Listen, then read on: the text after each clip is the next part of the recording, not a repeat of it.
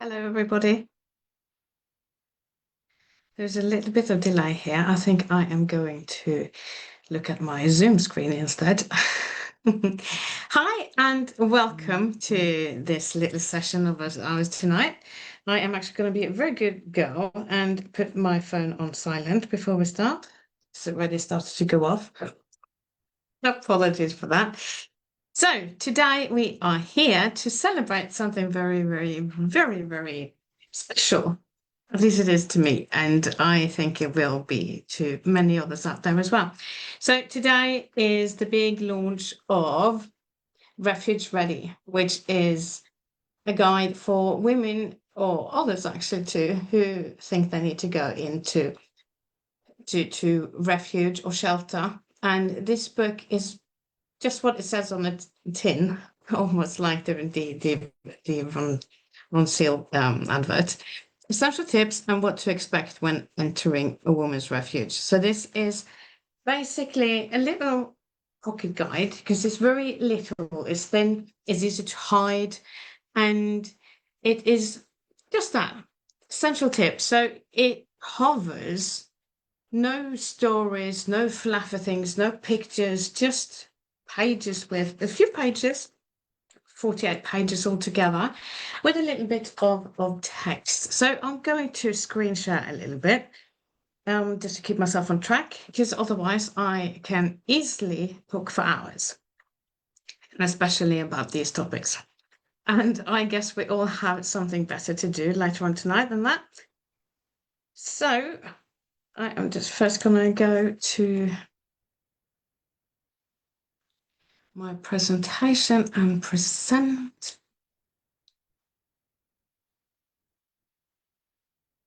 There, all set. And now we can start. So we are here, as I've already mentioned, to celebrate the release of Refuge Ready. It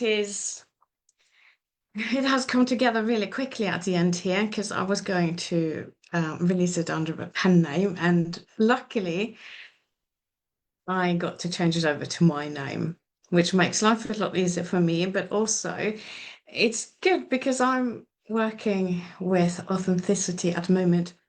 And to be truly be able to do that, I need to stand for who I am and what I am. And this is part of my creations. So it's nice that's that it's actually there. I am Siri. I am a modern alchemist, I'm an author, and I'm a speaker. And I would like to welcome you to tonight. Tonight is the New Year's Eve of the spiritual year. So it's a special night. I guess, at least here in the UK and Europe, most of the trick and treaters have left for the evening. And I would just like to thank you for showing up on this very significant day of the year, really. Okay, so who am I?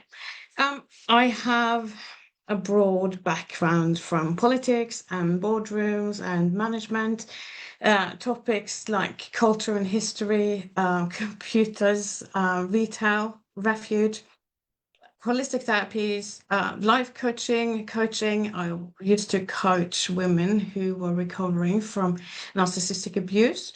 I am writing books, which has maybe been one of my big dreams since I was a teenager, and I do talks. And pardon me, just coming out of a cold. Why did I write this book, you might wonder? So when I worked in Refuge, I saw that there are many women who are there who really need to be in refuge, but they may have been very rushed getting into or entering the refuge, or they may have been unaware who to ask about what it's like, because obviously a refuge is at a secret location, and the people who work there, they don't go out publicly to say that they do. Um, so this book is like a guiding star, like a personal North Star. If you are in a relationship that you think maybe that you will have to leave, or or that you are in a situation where you actually have to leave. Um, it's only 48 pages. You saw how big it is. So it's designed to be easy to hide. You can put it in easily in a bag, between mattresses, or in your pocket if you have some of my trousers would, and they have like huge pockets. These new modern things, right? So it's really easy to hide quickly, and it's very easy to read. Um, the print is it's nice and tidy. It's not too much on each page either, so it goes really, really quickly to read, which is also part of the aim of the book. That is something that's going to give almost instant gratification of the need for information that the reader has. And also, when we are in that situation where we are contemplating entering a refuge or a shelter, being a women's or a men's or any really, it's easy to feel overwhelmed, anxious, and do lots of overthinking and maybe procrastinate. And this is all because we are about to make one of the most difficult decisions. It could be to flee your partner or the children's or the parent. It could be parents way of fleeing, it could be many things. So I write this because I was in a situation once where I probably should have gone into refuge, but I didn't have the necessary information. So I actually chose to stay of a lack of that support.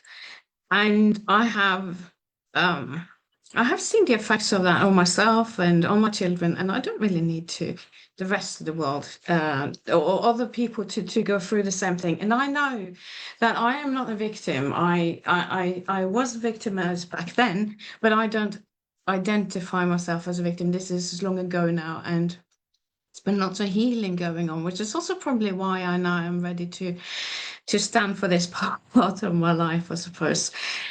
Yeah. And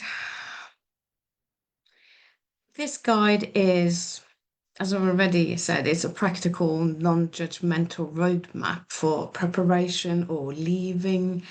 Um, it's a foundation for authentic confidence and your new start to life, life 2.0. You will hear me talk a lot more about this in the time coming because this is what I'm really really, really working on now. There are so many ways we could start over in our lives that we get a chance for life 2.0. Maybe some of us, like we have 3.0 or 4.0 or maybe 7 or 9.0, but still.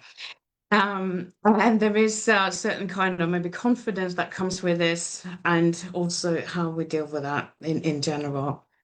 And this guide is a little part, it's a small way, but a very important step to be able to get a safe start on that life take two, because it gives you information that is not so easily obtained other places than than in this book. A lot of people and a lot of the organizations, they have information on the websites, but it's still maybe difficult to really envisage what life in a refuge really is all about, and the cadence of the day, the rhythm, what happens in a week, and what it's like. So um this book is also covering that.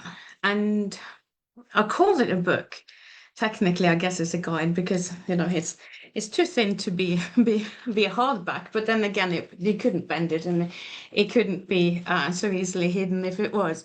So, um, safety is the ultimate prerequisite for rebuilding strength and self-trust. What does that mean? That means that if you are going to safely rebuild your life and create a new life for yourself based in a compassionate confidence from your heart, from your soul, it's important that you feel safe in that situation. And being in a refuge can do that because you have so much support around you. It's such a strong safety network, really.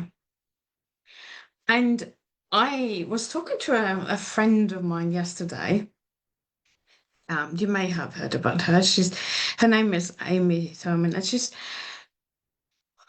an amazing person. She has really, really made the most out of her life 2.0.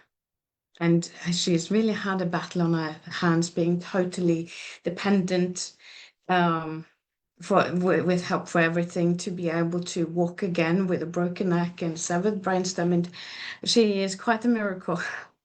And and I was explaining to her about this book and about this call tonight actually, and we were talking, the words kind of just fell out of my mouth that actually there may not be so many women or people who need this book right now around the world, because even though there are many people who are victims of domestic abuse of various sorts. It's not all that need to go into refuge.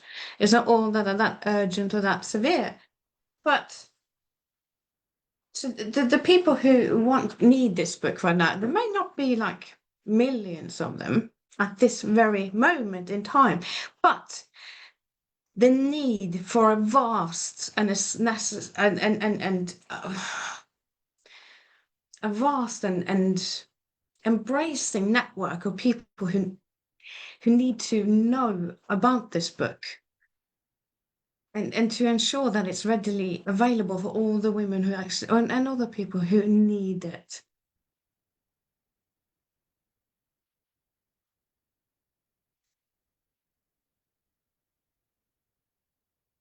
Because we need to enable the people who need the information to be able to get hold of it. So the next point here is a way on this weekend we're doing something special. Next weekend we're going to do something else special for this book. So next weekend, I'll tell you about that for the week. But this week we are doing a prize draw, and what will be the prize is not the book that I held up here, because that's book number 2, and that's my copy, and you can see I'm already bending it everywhere. But it will be the first printed copy of this guide, and with a personalized message from me to you. And all you need to do is to fill in a form that I'm going to put in the chat box in a minute. And also there is a QR code coming up in a minute. So fill in that form this weekend, and on Monday, UK time at midday, I will do a prize draw, like a raffle from other people who have filled in the form over the weekend, and then we will do this. And actually, I have forgotten to record this. Well, good job that we got it for 30 days on Facebook, so I can get it downloaded from there. Ooh, anyway, this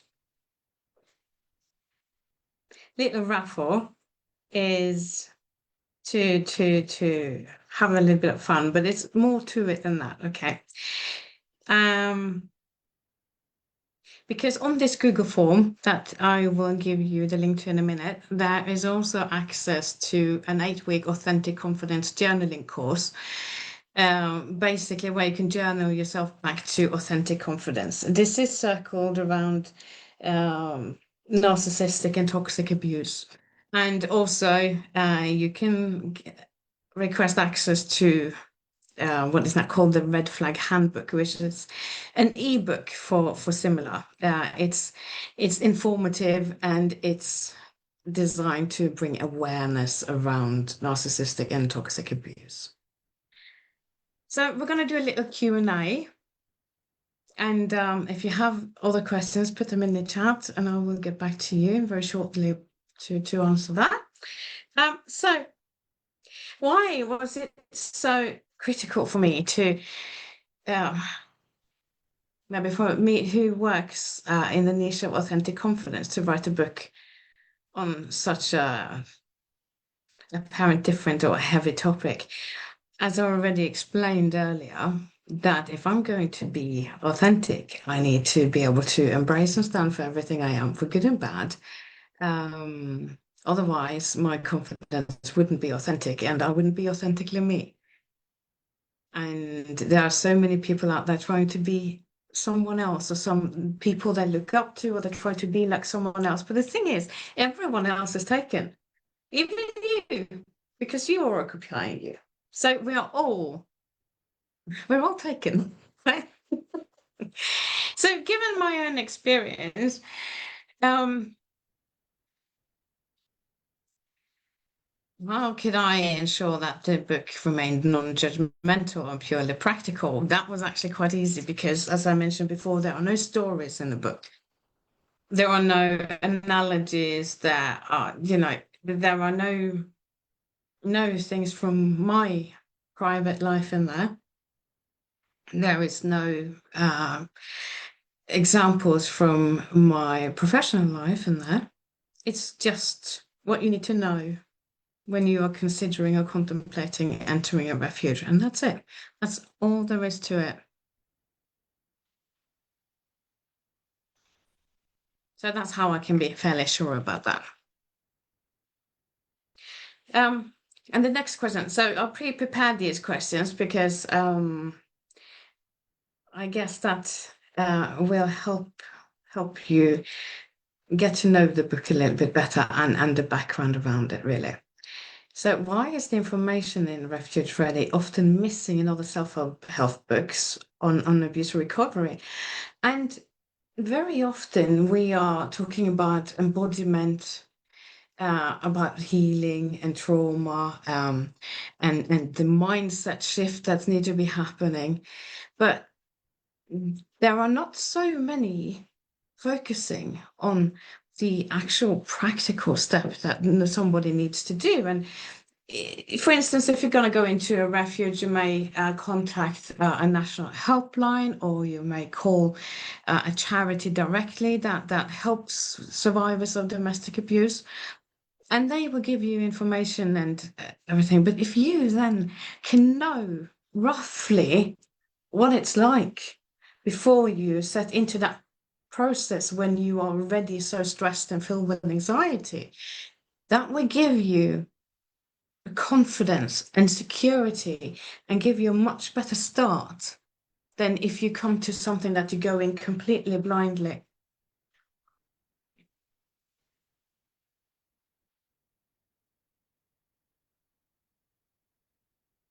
And there are so many pieces of advice I would give to somebody who is in that situation or currently overthinking the next step.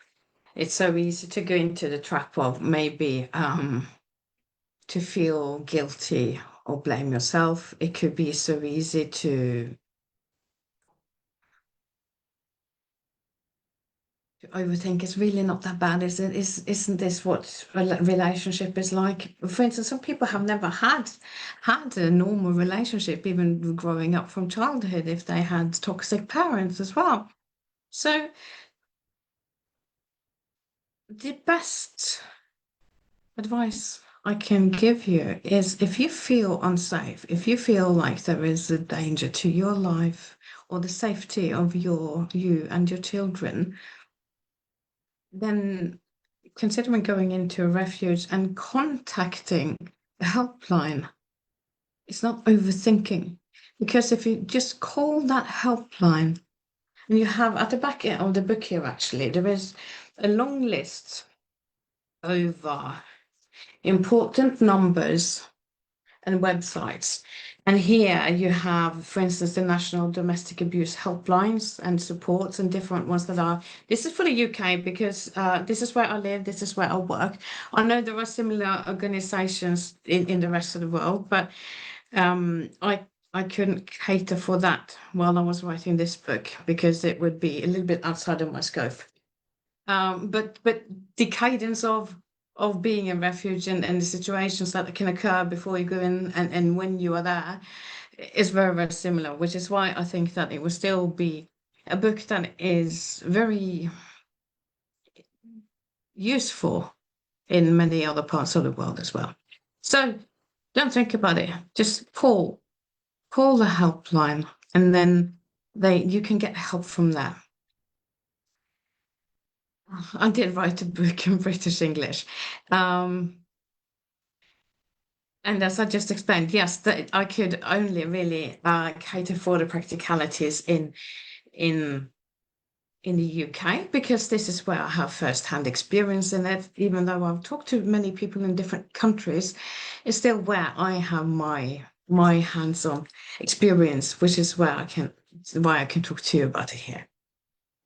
Um, this is a very, very important part, actually. As I mentioned before, that may be not so many people who actually need this book at this very moment, but the network around them who need to know about it and maybe have it handy is vast. So to give you an idea, I had to write it down here because I always forget something. When I start listing them up, I always miss out something important. And this is definitely not an exclusive list. It can go on and on and on. So, for instance, friends, families, libraries, health centers, and clinics, for instance, where you take young children for vaccinations, or even dentists, maybe doctor surgeries or GP surgeries, councils, charities, organizations, you know, anywhere you can think that people meet and maybe people will take their children for a little bit of a break, for instance, or where it can easily be picked up, maybe hospitals or yeah, anywhere. So how can this resource really best be used is by being handy. It's widely available on Kindle electronically. You can download it if you've got the Kindle. What's it called? Unlimited. I have it. I should know. Sorry, I'm just gonna have a little sip. But it's really only your fantasy that your the imagination that is going to limit this. Um, And also, maybe you can wonder why securing a safe haven directly relates to an individual's long-term ability to build back their authentic confidence. And I think we already touched on that, that it is that very basic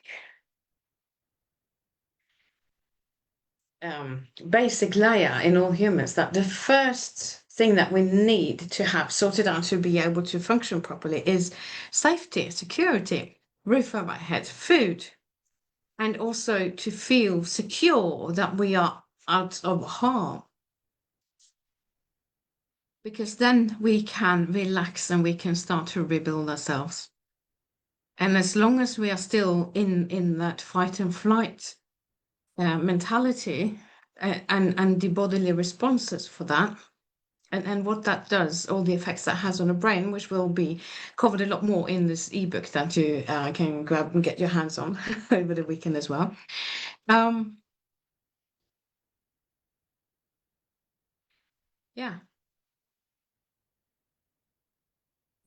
if you have any more questions around this, then please do tell me.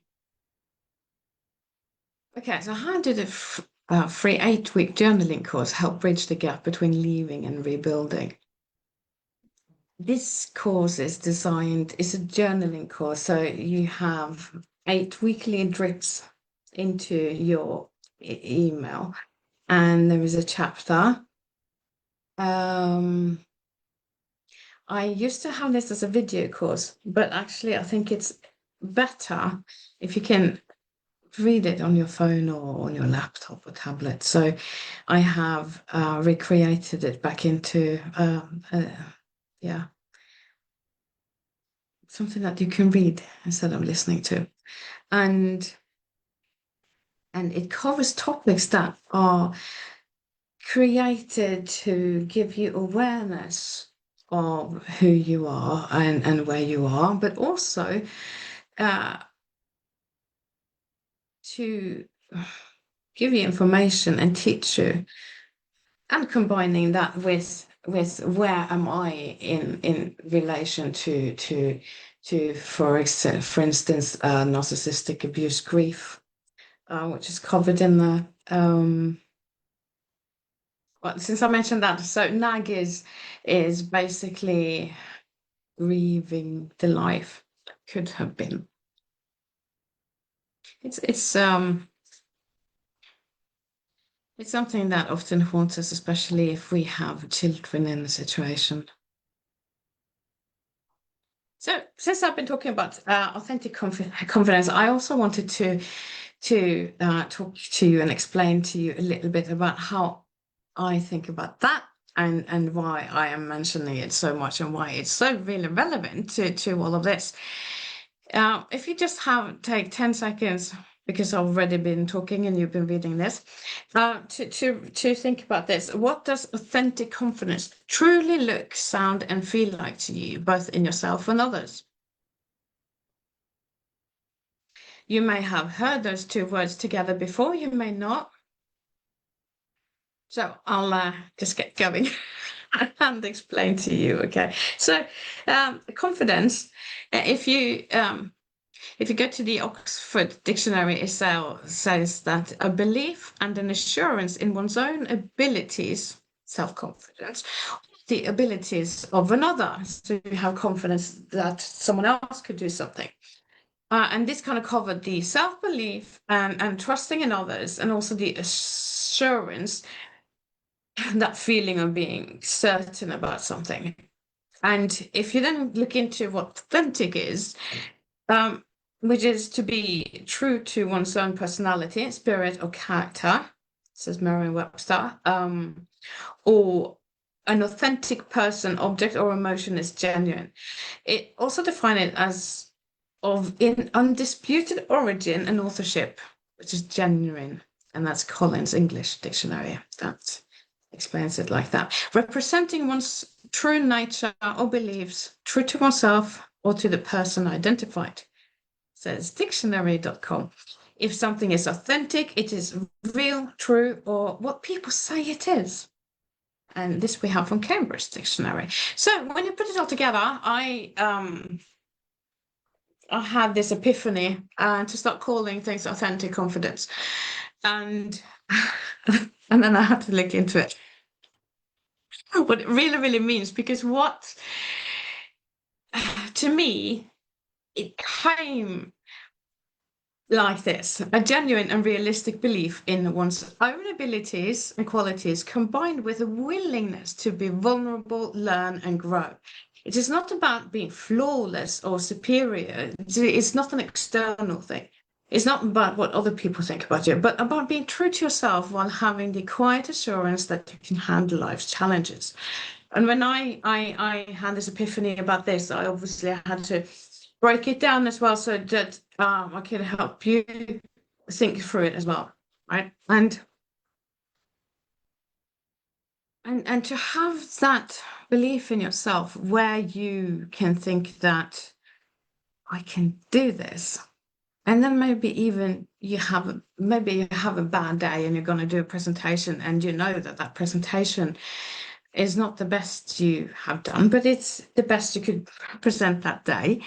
And also that you know your stuff so well enough that you know that even if your presentation wasn't as good as you wanted it to be, the content was there, right?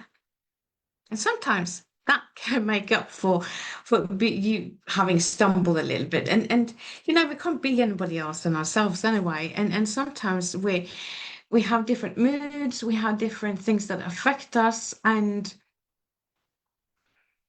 occasionally that shows through when we're doing a presentation.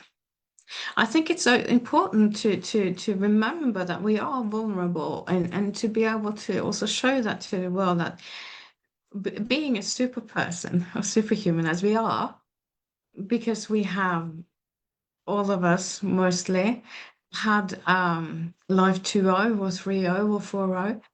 No, we have got here. We got here. We have this. So there we are. Now, this is the QR code. So I'm going to leave it up for 10 seconds. Get your camera out and scan it. If not, you got the link there. I can also put that in comments afterwards. This is to the Google form, so you can fill that in. And here is the Amazon link to get the book. This is for the paperback, I think. The Kindle. When you get to that anyway, you'll see the Kindle if you need, if you want that instead. It is Halloween today. So this time, almost exactly to the hour, this was taken actually. This is a coaching call we had, and we all agreed that even though it was Halloween, we were gonna push for and we were gonna have fun and we were gonna do this. So we hadn't really decided to dress up, but somehow we all did. Well, I put a hat on, but some of the others did made a little bit more out of it, and it's just also to show that we don't always need to take everything so very, very seriously. So I would like to say a heartfelt thank you to all of you over here, and